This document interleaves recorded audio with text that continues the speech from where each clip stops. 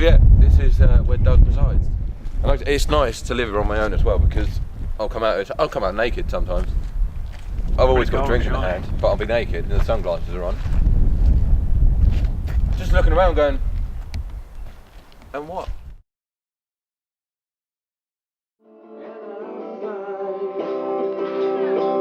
It's true what they say, that love is blind.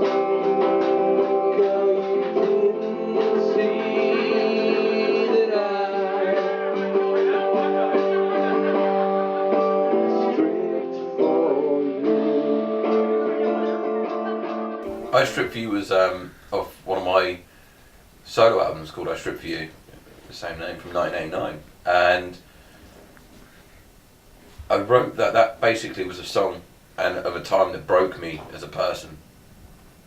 And I wrote about a girl called Jade, and I stopped everything for her. I changed who I was, everything. I mean, from my Doug and the Sleeveless days, by the late 80s, I was a very different person. And I changed everything for her. I gave everything up.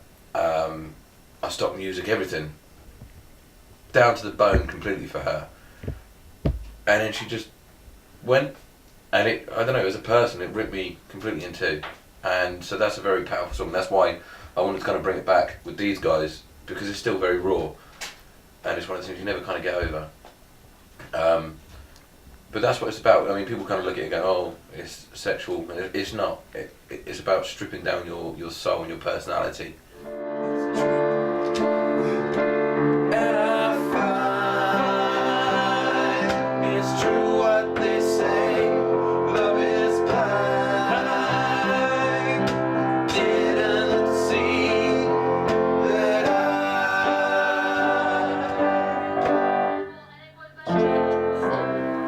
To me, I did a lot of my composing on this piano. Yeah. A lot of memories, that piano. Yeah, it really has. I remember having sex on that once. He had what? I remember writing a lot of songs about sex on that Oh, once. okay, that's what I thought you said, because that'd be weird. I've had a few people come through and sort of record here because it's in the middle of nowhere.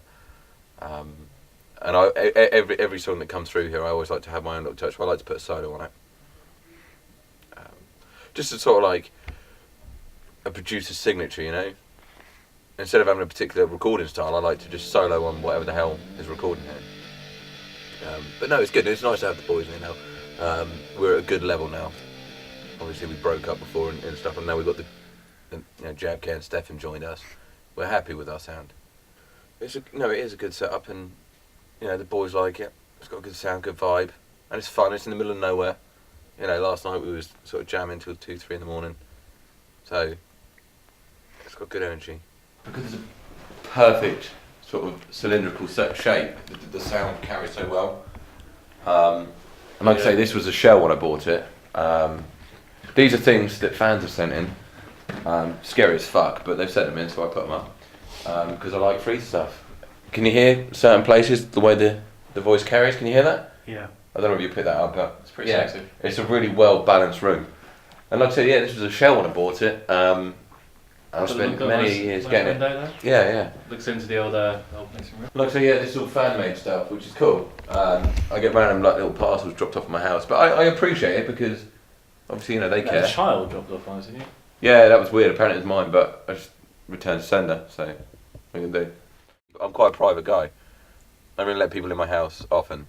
Yeah, because when I came up, I pulled up and knocked on the door. It took about half an hour of you just peeking through the curtains to come and open it. I like to be alone a lot, and if I don't like outsiders. Okay. Only because I don't trust people. People don't trust me. I don't trust them, and you listen to the lyrics of my song. I'm a heartbroken guy. I like to be alone now. Listen. Nothing. And that's what we've got in there. Nothing. All you've got is the sound of nature, and the nature is what creates what we listen to, because everything is natural. That's what I love about this place. Is everything natural though? In relevance to music, yeah, because it's naturally made, because if you take away the natural side of it, there is nothing.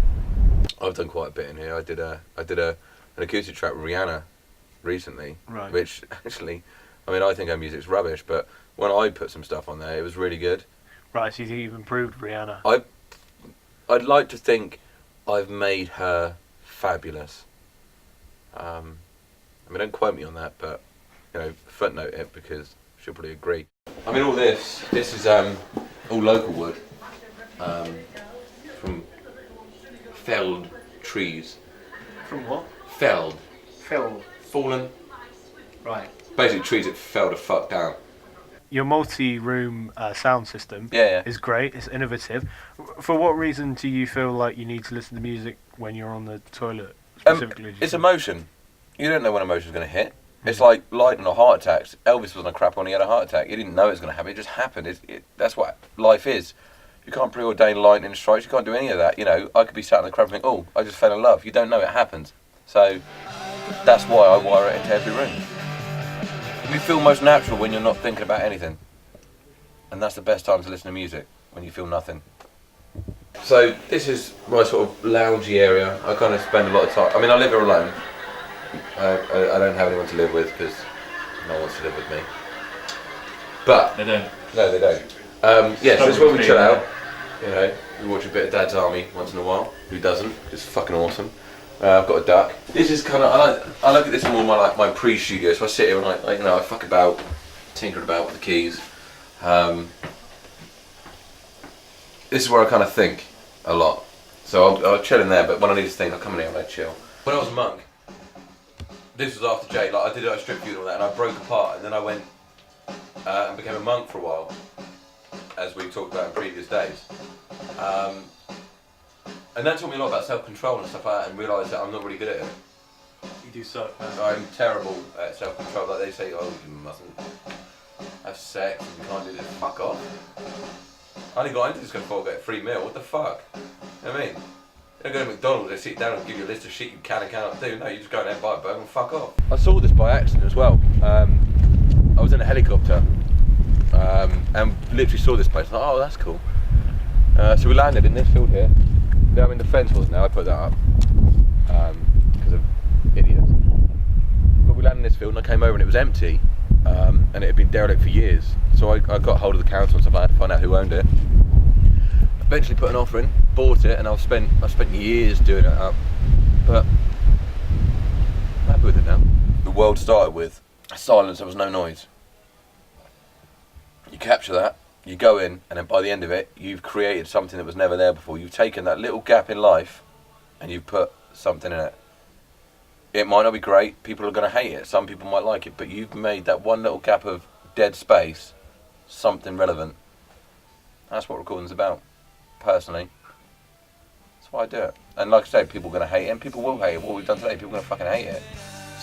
Even if one person out of 1 million people that likes it, we've done what we needed to do. Because that one little gap of dead space is now something that's relevant to one person.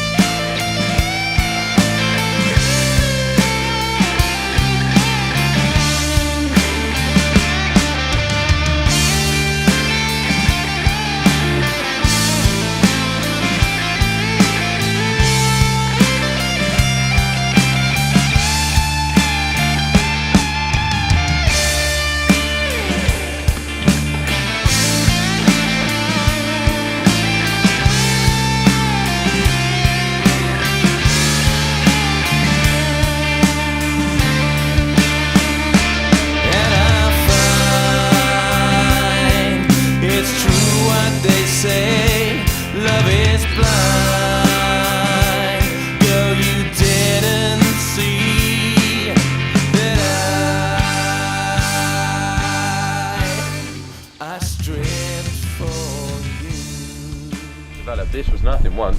This was built, it was developed, it's now something. It's all about creation.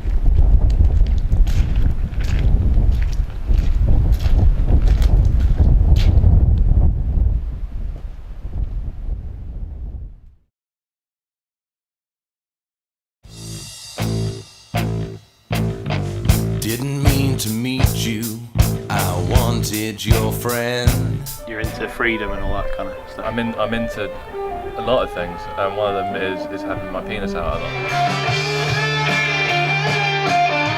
When you play plays it back, it sounds kind of like a proper band. Obviously now these guys have got to practice. Being active follow. Yeah, You know.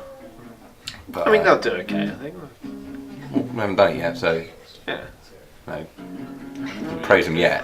You Well, know, no, are you I'm not- praising me before I went in there? No. No. Did it? Well, no, I mean, I'm not praising them. I'm just, Well, they'll probably. Well, probably.